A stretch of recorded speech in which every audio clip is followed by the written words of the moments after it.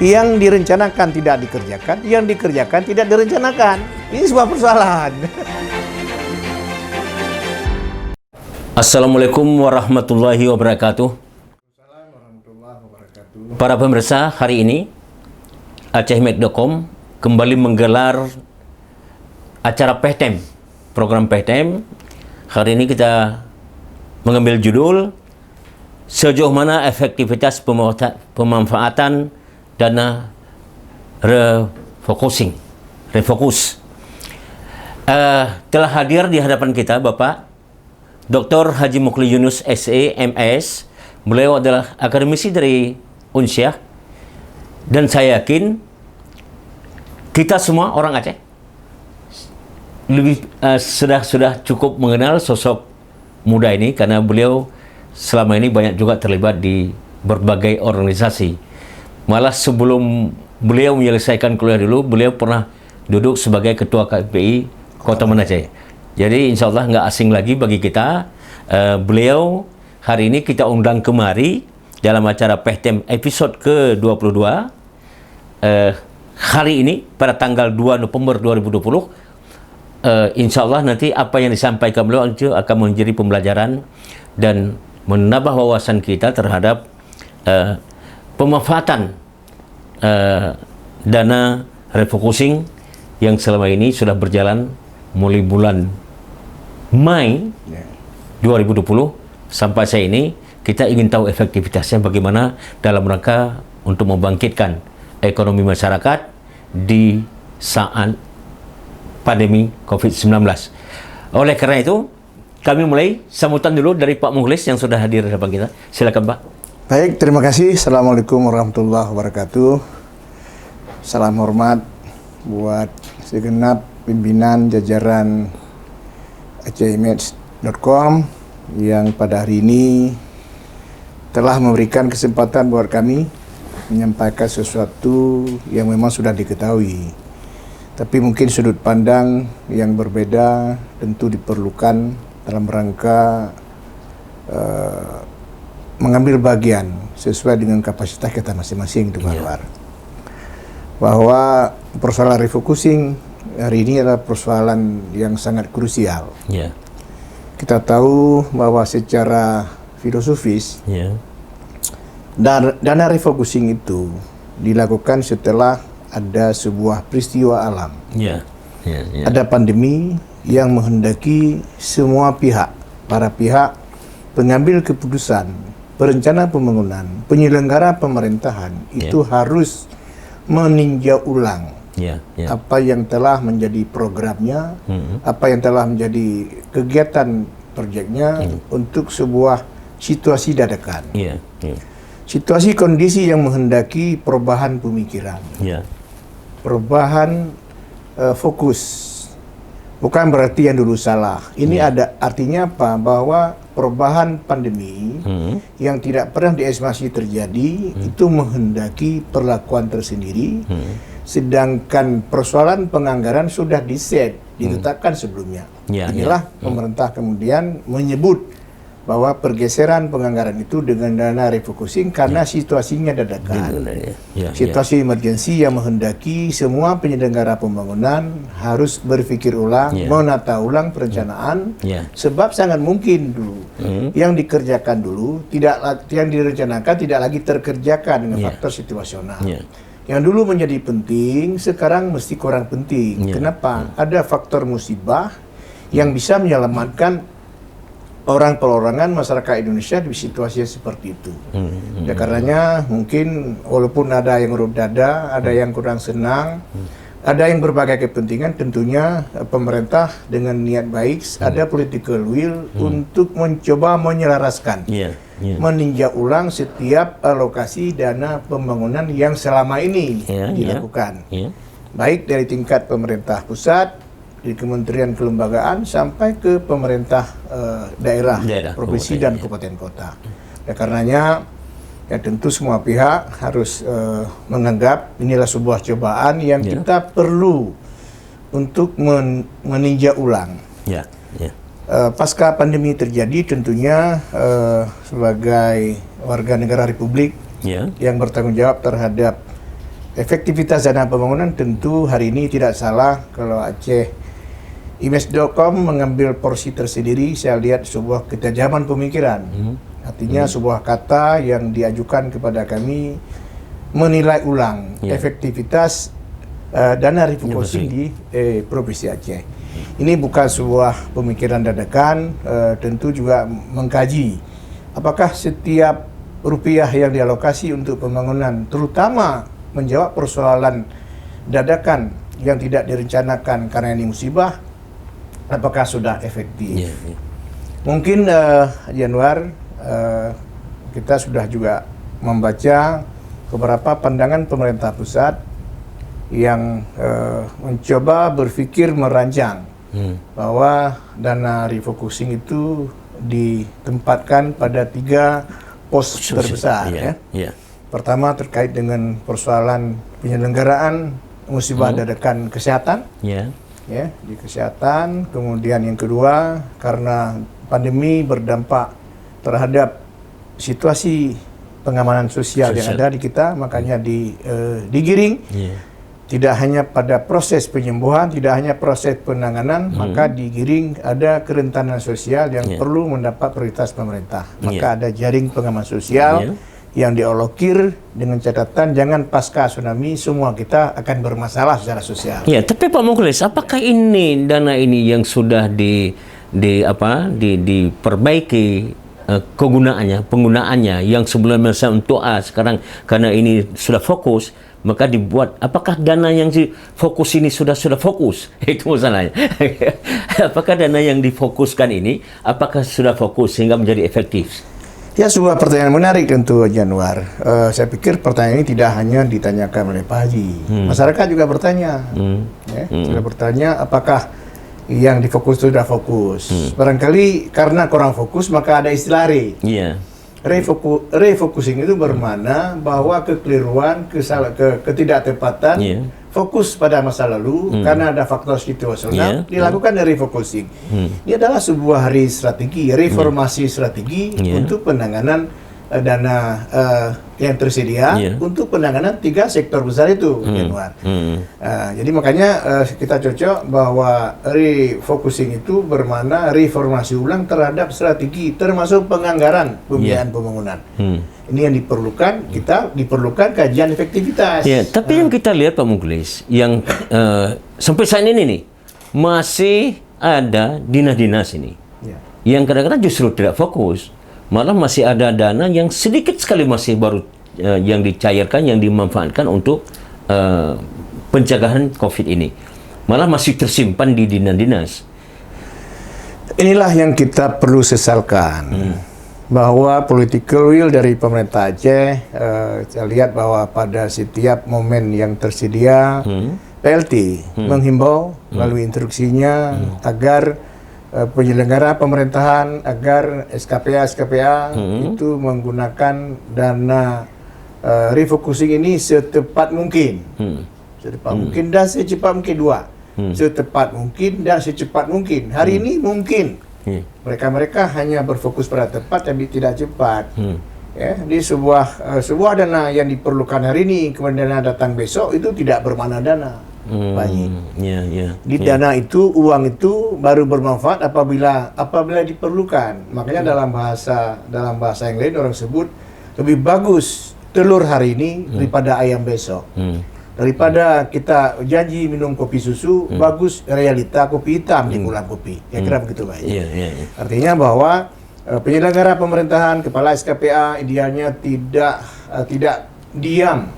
Atau mereka takut dengan rambu-rambu yang untuk dana refocusing ini. Ada rambu-rambu sehingga yang membuat mereka enggan mengeluarkan dana ini. Bisa saja. Tapi hari ini bahwa penentuan rambu-rambu penggunaan dana refocusing itu sudah didiskus secara mendalam. Ada beberapa penyederhanaan dalam penanganan permasalahan. Mungkin ada ketakutan yang berlebih.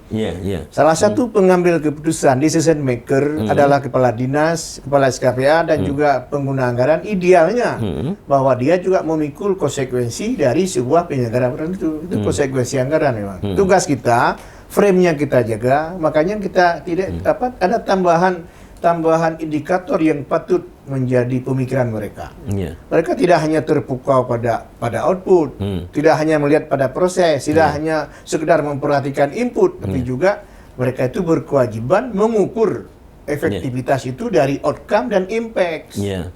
Ini jadi penting. Ya. Nah sekarang bagaimana sampai ke outcome dan impact mereka di output ya bermasalah. Mereka menghindari. Ada ketakutan yang berlebih. Ketakutan yang berlebih menjadi penyebab lambannya penyerapan anggaran. Ini sebuah persoalan. Tapi rambu-rambu itu kan sama semua dinas. Sama. Kenapa ada dinas yang takut? Kenapa tidak takut ini? Masalah mengeluarkan dana ini. Barangkali begini. Pemanfaatan dana. Bukan. Itulah makanya kelemahan dalam merencanakan. Mereka tak kalah merencanakan gampang-gampang saja, kemudian sulit diimplementasikan. Makanya ada kemungkinan yang direncanakan tidak dikerjakan, yang dikerjakan tidak direncanakan. Ini sebuah persoalan. Ini persoalan yang krusial, Pak Haji. Artinya bahwa manakala mereka membahas perencanaan, mereka kurang mengukur apakah yang direncanakan itu efektif nggak untuk dilaksanakan. Kalau tidak bisa dilaksanakan, mungkin karena faktor waktu, karena kesukaran dalam teknologi, kesukaran tenaga kerja akan menjadi penyebab kenapa mereka enggan untuk mencairkan dana refocusing itu. Jadi salah mereka tidak hanya di pelaksanaan, di presiden sudah salah. Ini kesalahan dari awal sudah salah. Salah dalam merencanakan, konsekuensinya salah dalam pelaksanaan, sehingga ketakutan berlebih dalam melaksanakan. Artinya kalau demikian, ini bukan kerugian bukan di pihak mereka, otomatis kerugian yang semacam ini karena terhambat, otomatis dirasakan oleh masyarakat. Karena masyarakat yang ngambil manfaat, tapi mereka tidak bisa memanfaatkan ini. Itu gimana, Pak? Inilah yang kita sebut dana pemerintah. Mungkin masyarakat juga tahu dana pemerintah beda dengan dana perusahaan, beda dengan dana pribadi. Dana pemerintah itu harus masuk ke kantong kanan dan keluar ke kantong kiri. Tidak boleh bahwa dana pemerintah itu disimpan. Makanya ketidakmampuan pemerintah dalam membiayai dianggap juga kelemahan. Kita tidak boleh bangga dengan silva. Tidak boleh. Uang itu harus dihabiskan. Karena getaran kegiatan ekonomi ditentukan oleh alirannya dana-dana pemerintah. Termasuk dana focusing tadi. Jadi dana itu kan nilainya sampai mencapai untuk Aceh khususnya. Kalau nasional kan sampai 10 triliun. Tapi kalau Aceh kan 2,3 triliun. Nah, ini kan besar sekali. Tapi kalau sudah ini hampir berjalan setahun, tapi belum juga terjadi efektivitas untuk mengangkat ekonomi rakyat, ini kan satu problem. Di mana yang salah itu? Ya tadi sudah kita juga sentil bahwa kesalahan memang sudah di awal. Di awal mananya bahwa mereka tidak salah di dinas, apa salah di pengambil kebijakan ini? Dinasnya mungkin di dinas operasi ini di operasional sudah. Artinya bahwa di tingkat pemerintah provinsi sudah ada itikat baik, sudah ada political will, sudah ada goodwill bahwa dana digelontorkan 2,3 triliun. Artinya bahwa dengan dana sebesar itu diharapkan penanganan permasalahan di COVID, pemberdayaan ekonomi masyarakat dan juga jaring pengaman sosial itu terbenah. Nah, sekarang siapa yang membenah itu? Siapa yang melakukan itu? Adalah instansi. Adalah OPD harusnya. Nah, ini yang harus digarisbawahi bahwa political will pemerintah dalam hal ini adalah PLT Gubernur itu sudah optimum. Mereka sudah punya etikat baik untuk bagaimana meyakinkan pemerintah pusat karena itu persoalan yang harus diatasi di Aceh. Tapi tiba gilirannya OPD kepala SKPA pengguna anggaran kayaknya masih kurang acuh. Itu persoalan seperti itu. Jadi artinya ini perlu enggak direvisi anggaran ini? Ini kan mau hampir setahun nih. Ini COVID belum tentu nih sampai kapan berakhir. Apakah ini dana yang harus dipresi ulang? Direvisi ulang? Atau termasuk SDM-nya juga perlu direvisi ini? Kalau begini ceritanya, kalau memang ini tertahan terus nggak bisa jalan, pembangunan nggak bisa jalan, ekonomi masyarakat nggak bisa jalan, ini gimana? Ya pikir kalau logika kita, yang pertama yang harus ditinjau adalah amendnya. Adalah manusianya, manusia di perencananya, manusia di pelaksananya, termasuk ya tentu operatornya, manajer operatornya adalah kepala-kepala SKPA, kepala-kepala dinas. Yang mereka adalah orang yang mengalokir, orang yang mengoperasionalkan kegiatan-kegiatan yang sudah diramu. Malah dalam sebuah tuntutan besar, keberhasilan, efektivitas tidak hanya diukur pada kemampuan mereka merealisir Ya. proyek dan kegiatan saja juga perlu diukur ulang apakah program itu berhasil. Jangan-jangan bahwa proyeknya berhasil, Ya. tetapi program tidak. Ya. Apalagi kalau ada SKPA Ya. yang justru kegiatan proyeknya saja belum dapat direalisasi. Apakah Bapak melihat sekarang, Pak Mukhlis? Apakah Bapak melihat sekarang bahwa ada dinas juga justru mengerjakan prioritas, justru yang bukan prioritas. Ada dana sudah diprioritaskan untuk COVID, tapi yang dikerjakan justru Bapak melihat itu nggak? Secara apa? Ya, Pengamatan Bapak gimana? seharusnya bahwa inti dasar dari refocusing itu juga salah satunya adalah melakukan tinjauan ulang terhadap prioritas-prioritas. Yeah. Kalau ada yang prioritas 2 itu digeser. Yeah. Itu kemudian yang kita kenal dengan sebutan ada realokasi kegiatan-kegiatan dana yang kurang prioritas pada prioritas. Termasuk di kementerian mungkin penghematan dana yang kurang perlu, perjalanan dinas, makan-makan, kunuri maulid yang kurang perlu tapi tapi tidak dinas, pribadi silakan. Ya kan? Jadi artinya sudah saatnya digiring kepada penanganan yang sifatnya emergensi. Ya, seperti tadi. Oleh karenanya yang paling diperlukan adalah selain mengevaluasi manusianya, kita juga perlu mengevaluasi tadi protapnya, protapnya. Kemudian apakah pekerjaan-pekerjaan yang memang dinilai tidak bisa dioperasionalkan, diimplementasi, idealnya ini mesti ada waktu. Artinya menurut pandangan Pak Mukhlis ini, artinya ada mennya, ada SDM mana yang perlu direvisi secepatnya oleh PLT Gubernur Aceh? Saya pikir bahwa langkah tepat itu, program yang bagus, kalau tidak ada implementator juga tidak akan terlaksana. Oleh karenanya keberhasilan sebuah program, kegiatan dan proyek ditentukan oleh keberanian dalam bersikap. Hari ini diperlukan manusia-manusia yang memang tidak menghindari risiko. Bukan berarti dia kerja sembrono. Kita punya aturan sudah, tapi keberanian bersikap adalah ciri manajer. Jadi pengambil keputusan itu siap mengambil risiko. Kalau PLT harus tegas dan harus berani mengambil sikap. Sikap jangan-jangan terjadi penghambatan yang tidak terstruktur, tidak tersengaja. Dan efek terakhirnya kan terkait dengan kinerja PLT juga. Jadi siapapun yang tidak bisa membantu jangan mengganggu. Paling tidak. Jangan mengganggu. Gitu. Lalu apa formulanya untuk menyelesaikan masalah ini? Ini kan ruwet ini. Betul. Yang pertama kan kita juga perlu menilai kinerja. Kemudian jujur saja kita juga menjadi penyebab kenapa kinerjanya rendah. Kenapa kegiatan-kegiatan di sebuah SKPA misalnya tidak jalan. Faktor manusiakah, faktor kesulitan pekerjaankah, atau ada faktor-faktor lain? Itu perlu ditelusuri sehingga ada alasan rasional mengapa bisa terhambat seperti itu dan tidak terbelanjakan. Kita bilang tadi, jangan-jangan yang direncanakan tidak pernah dilakukan, yang dilakukan tidak pernah direncanakan. Kalau kita berbasis kepada yang direncanakan, evaluasi itu juga. Artinya perlu kejelian para evaluator. Inilah salah satu tugas Inspektorat Pembinaan juga penting. Mereka harus turun juga. Jadi seperti tadi, political will, goodwill dari pimpinan daerah, dari PLT perlu dijabarkan lebih lanjut. Barangkali Inspektorat juga sudah turun. Mungkin ada enggak indikasi kong kali kong ini? Kok bisa sudah sekian lama nggak jalan-jalan ini pemeriksaan ini? Inilah yang sepertinya kita juga perlu terbuka. Perlu keterbukaan informasi. Masyarakat juga bagian tak terpisahkan dari objek dan subjek pembangunan. Tentu membutuhkan keterbukaan informasi itu. Sehingga tidak ada salah duga. Jadi silakan, saya pikir bahwa masyarakat hari ini butuh informasi konkret. Tidak ada. Mereka butuh informasi dalam warna asli. Tidak ada pengelabuan. Jadi semua orang jangan abu-abu. Orang semakin cerdas. Bicara itu real fact di mereka. Dan tak kala kita sampaikan apa adanya, yakinlah bahwa masyarakat kita akan berada di barisan terdepan membantu pemerintah dalam penyelenggaraan kegiatan yang sangat krusial itu. Oke, para pemirsa, ini untuk sesi pertama kita sudah mendengar bagaimana Pak Mukhlis sebagai narasumber telah menjelaskan bagaimana pemanfaatan supaya dana refocusing ini efektif dilaksanakan oleh pemerintah, dan ada beberapa poin yang ditegaskan tadi, yang salah satu adalah termasuk kepada aparat yang melaksanakan pembangunan sehingga dana ini bisa lebih dirasakan oleh masyarakat. Tapi untuk sesi kedua kita tanya ini masalah bagaimana dana refocusing ini dimanfaatkan untuk perkembangan ekonomi rakyat Aceh. Silakan Pak Mukhlis. Baik, tadi bahwa kegiatan ekonomi diperlukan karena efek samping yang timbul akibat pandemi.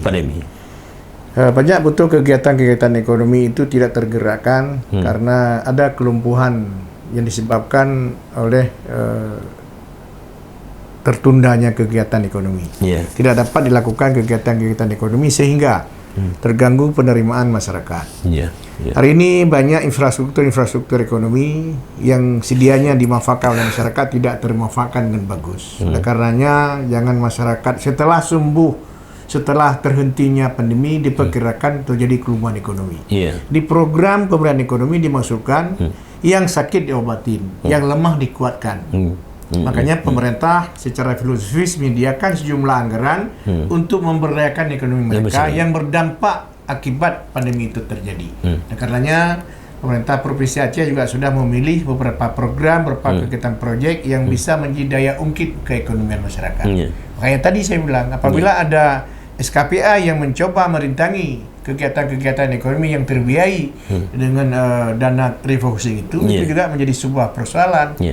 Sebab itu menyangkut dengan hajat hidup orang lain. Apa orang sakit nanti rupiah tak ada. Jadi tapi kita melihat Pak Mukhlis, ini kan apa yang dilakukan oleh PLT Gubernur ini sudah cukup bagus. Kalau kita melihat program-program yang ditampilkan untuk mengatasi COVID ini. Tapi di tengah perjalanan ini juga ada, maaf cakap kita bilang, ada anak buahnya yang bekerja setengah hati sehingga ekonomi ini tidak bangkit ini. Nah, ini apa yang mestinya dilakukan Pak Gubernur? Yang pertama bahwa perlu tindakan tegas, ya kan? Seperti kita melihat sebuah penyakit. Kalau penyakit masih bisa diobati, obati. Manakala tidak bisa merembes ke tubuh yang lain, tidak ada lain. Solusinya adalah amputasi. Jadi jangan menjadi penyebab kegiatan-kegiatan yang lain itu bisa bermasalah karena ada tindakan yang tidak kita ambil. Jadi oleh karenanya jangan tunggu sampai besok apa yang dapat kita kerjakan hari ini. Tatkala ada sebuah kesalahan sebelum besar, maka yang salah kecil itu dibereskan, Pak. Itu satu. Yang kedua, kita tidak perlu tenggang rasa pada berbagai persoalan. Penghambat ekonomi itu dampaknya sangat besar ke masa depan. Hari ini bahwa kita juga beda pendapat karena kita beda pendapatan, Pak. Itu satu. Yang kedua bahwa kecerdasan pemikiran, kesabaran, keramah tamahan, ukhuwah Islamiyah, satu rahim itu juga ditentukan oleh faktor ekonomi. Jadi lazimnya bahwa semakin sehat ekonominya, semakin sehat pula badannya. Semakin banyak kontribusi terhadap percepatan pembangunan kita, Pak Haji.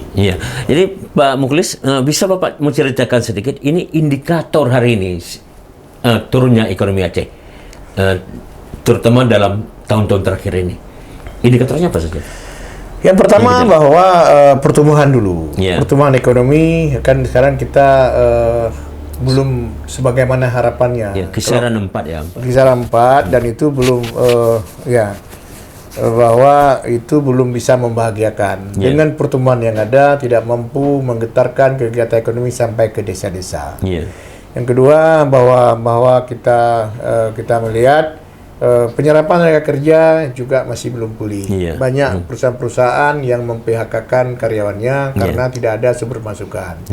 Yang ketiga bahwa ekonomi antar rakyat yang selama ini mengandalkan pada fisik bersamaan dengan COVID kadang-kadang tidak terjadi peralihan. Dulu orang-orang masyarakat Aceh senang berbelanja pakai online, pakai offline, sekarang ke online. Di sisinya mesti kita rubah. Kemudian kita juga melihat penyebab lambannya pertumbuhan ekonomi rakyat antara lain ada kelemahan belanja pemerintah tadi. Ini lamban.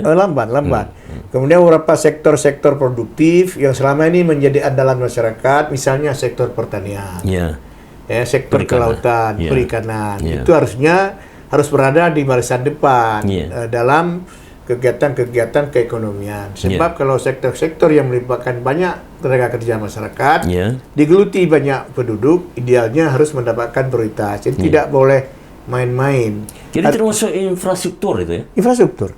Infrastruktur ya. Makanya ke depan juga kita perlu mendorong pemerintah agar hasil-hasil panen masyarakat dianya juga diambil peran pemerintah. Misalnya termasuk penyangga, badan-badan penyangga yang bisa membeli hasil panen masyarakat di masa pandemi. Ini masalah kopi misalnya. Bisa lihat bahwa PLT Gubernur sangat respect terhadap kegiatan-kegiatan yang harus ditopang oleh pemerintah, termasuk kopi, tanaman pangan yang sekarang menjadi sumber perhatian beliau, saya lihat begitu.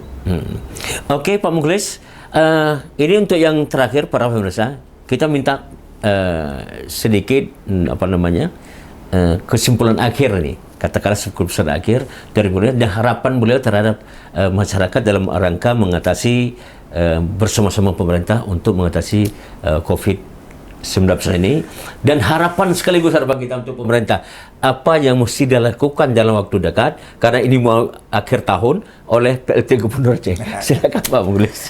Ya, terima kasih Pak Januar. Barangkali sebuah tentunya harapan setelah kita memaklumi situasi existing dari ekonomi masyarakat terkait dengan pandemi yang sedang berlangsung dan belum diestimasi kapan berakhir. Ada beberapa harapan kita sebagai warga masyarakat dan juga sebagai akademisi. Pertama, bahwa dana refocusing yang sudah diprogramkan dimingkai sedemikian rupa tentu dapat dilakukan seobjektif dan seefektif mungkin.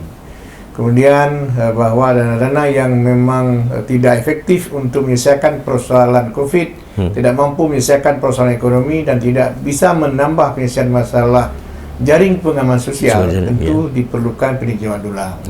Kemudian apabila ada aparatur pemerintah pengambil keputusan pada tingkat jajaran dinas yang tidak fokus pada dari fokusing, tentu ini harus diperlukan sebuah kebijakan-kebijakan tersendiri sehingga tidak menjadi penghambat bagi pemerintah mencapai target penggunaan dana refocusing itu. Ketiga, idealnya bahwa pemerintah Aceh juga perlu meninjau sedikit, tidak hanya pada tataran kegiatan dan proyek, tapi juga pada program, sehingga masa depan masyarakat Aceh jauh lebih indah dari apa yang kita rasakan sekarang. Kita yakin dan percaya bahwa dalam setiap kesulitan, dalam setiap musibah itu ada peluangnya. Inna ma'al usri yusran. Kita yakin dan percaya bahwa akan ada makhraja yang Allah berikan untuk masyarakat Aceh manakala situasi ini selesai dengan bagus tanpa ada benturan-benturan yang bisa menyakitkan, apalagi menyakitkan orang-orang miskin yang sekarang berharap ke pemerintah yang memadai untuk beliau-beliau. Demikian para pemirsa, yang kita sudah dengar berbagai macam penjelasan dari Pak Mukhlis terkait dengan dana refocusing Aceh dan bagaimana kinerja pemerintah juga disampaikan tadi, termasuk bagaimana apa yang harus dilakukan oleh masyarakat terhadap untuk mengatasi pandemi COVID ini bersama-sama pemerintah. Mudah-mudahan apa yang telah disampaikan itu menjadi pembelajaran, menjadi masukan bagi kita sehingga bermanfaat dalam kita menjalankan kehidupan sehari-hari di Aceh, terutama kita terus mendukung upaya-upaya yang dilakukan oleh pemerintah Aceh. Demikian mungkin diharapkan tadi oleh Pak Mukhlis, juga kita kru dari Aceh IMEC juga hal yang sama, mengharapkan hal yang sama. Semoga PLT Gubernur Aceh ini betul-betul bisa dengan jeli untuk mengkaji ulang berbagai kekeliruan-kekeliruan yang dilakukan oleh bawahan beliau. Demikian, Assalamualaikum warahmatullahi wabarakatuh. Terima kasih.